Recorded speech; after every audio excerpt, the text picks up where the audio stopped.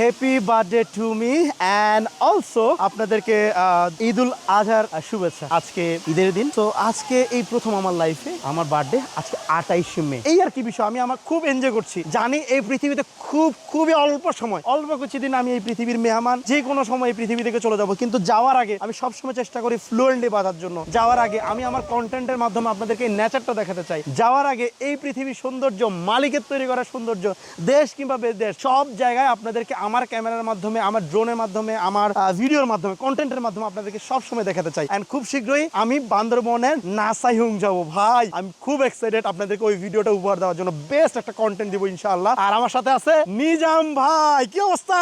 আমার গলা হয়ে গেছে ভাই। আমরা চলে আসলাম পাইম ভাইকে নিয়ে। যে পাইম ভাই আসলে শুধু একাই এই ঈদের আনন্দটা উপভোগ করতেছে না, সাথে আমাকে ফোন দিছে যে নিজাম ভাই আপনি কোথায়, আপনি আসেন। তারপর হঠাৎ করে মনে হলো যে না, আমরা আসলে আজকে বাড়িতে থাকবো না, আমরা ঝর্ণায় চলে যাবো। চলে আসলাম পাইম ভাইয়ের সাথে ঝর্ণার কাছে। ঝর্ণা ভালোবাসি কারণ জীবন আসলে অনেক সুন্দর, যদি আপনি তা সুন্দরভাবে উপভোগ করতে পারেন।